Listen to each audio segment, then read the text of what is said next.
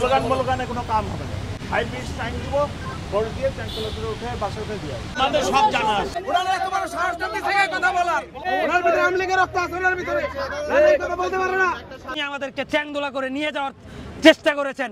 আমরা ওনাদেরকে বলবো, উনি যদি 24 ঘন্টার ভিতরে ক্ষমা না চায়, এই দেশ আবার জুলাইয়ে রূপান্তরিত হবে।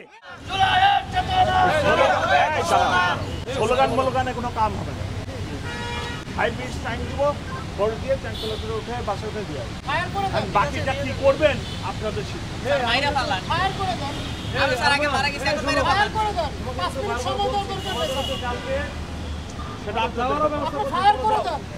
উঠে দিয়ে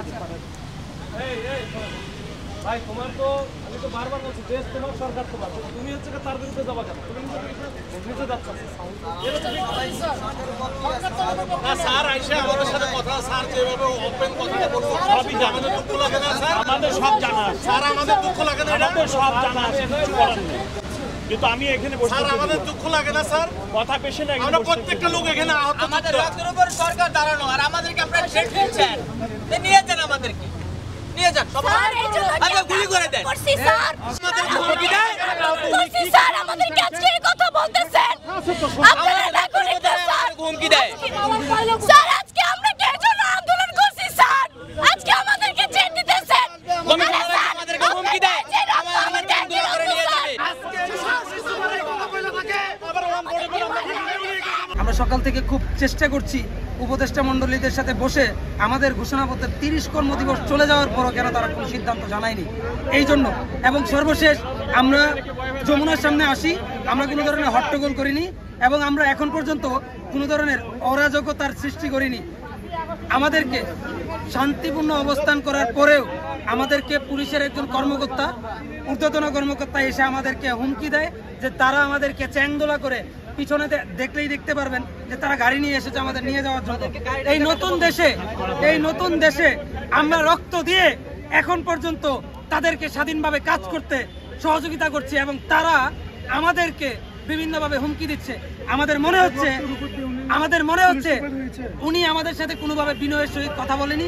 আমাদের মনে হচ্ছে উনি স্বৈরাচারী মনোভাবটা আমাদের উপর প্রকাশ করে গিয়েছেন। আমরা চাই না ওনার বিরুদ্ধে যেতে, আমরা চাই না কোনো প্রশাসনের বিরুদ্ধে যেতে। উনি যদি আগামী 24 ঘন্টা, আমরা আবার বলছি, উনি যদি আগামী 24 ঘন্টার ভিতরে ক্ষমা না চায়, আহতদেরকে, জুলাই যোদ্ধাদেরকে, যাদের জন্য আমরা এই গণ অভ্যুত্থানকে সফল করেছি, তাদের কাছে যদি উনি প্রকাশ্যে মিডিয়াতে যদি ক্ষমা না চায়, আমরা এক দফা দাবিতে ওনার পদত্যাগ চাইবো এবং ওনাকে শাস্তির আওতায় আনার জন্য। আমরা স্বৈরাচার সরকারের ক্ষমতাশীল শেখ হাসিনাকে ভয় পাইনি, আমরা এই কর্মকর্তাকেও ভয় পাই না। আমরা মরে গিয়েছি সেই জুলাই আগস্টে। উনি আমাদেরকে হুমকি দিয়েছেন এবং উনি আমাদেরকে চ্যাংদোলা করে নিয়ে যাওয়ার চেষ্টা করেছেন। আমরা ওনাদেরকে বলবো, উনি যদি 24 ঘন্টার ভিতরে ক্ষমা না চায়, এই দেশ আবার জুলাইয়ে রূপান্তরিত হবে। আমরা সরকারকে বলে দিতে চাই, আবু সাইদ মুগ্ধ,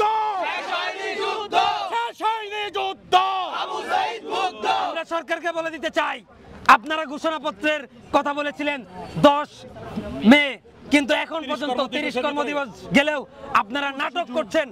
আমরা এখন পর্যন্ত আপনাদের থেকে কোনো স্পষ্ট বার্তা পাইনি, কিন্তু এই সরকারের প্রথম ম্যান্ডেট ছিল ঘোষণাপত্র দেওয়া। আপনারা জানেন, দুনিয়ার কোথাও গণ অভ্যুত্থান হওয়ার পরে 1 বছর নেয়নি ঘোষণাপত্রের জন্য। কেন আমাদের দ্বারা গঠিত সরকার এখন পর্যন্ত 1 বছর সময় নিল? আমাদের বোধগম্য হয় না।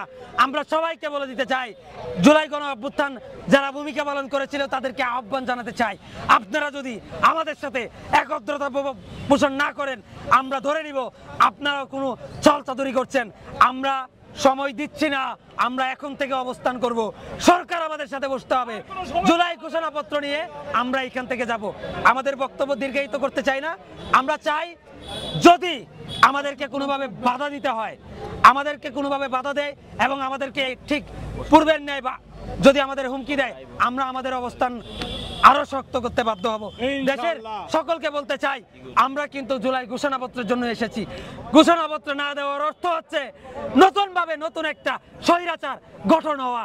আমরা কোনোভাবে রক্ত দিয়ে নতুন স্বৈরাচারকে আবার পুনরায় আসতে দিতে পারি না। ওনার ভিতরে আওয়ামী লীগের রক্ত আছে, ওনার ভিতরে কথা বলতে পারে না। 24 ঘন্টার ভিতরে ওনাকে ক্ষমা চাইতে হবে। 24 ঘন্টা এখন থেকে শুরু। উনি যদি ক্ষমা না চায় প্রকাশ্যে, এই জুলাই আবার আসবে। আবার আসে উনি আওয়ামী লীগের দোষর, উনি আওয়ামী লীগের রক্ত ওনার ভিতরে আছে। ভাইদেরকে বলে যে উনি চ্যাংদোলা করে নিয়ে যাবে। বেয়াদব কোথাকার, আপনাকে বোঝা উচিত। 4 আগস্টের পর 5 আগস্ট করে আপনাকে বসিয়েছি আমরা, আপনি কিভাবে তাদেরকে চ্যাংদোলা করে নিতে চান? আপনি 24 ঘন্টার ভিতরে ক্ষমা চাইতে কথা বলার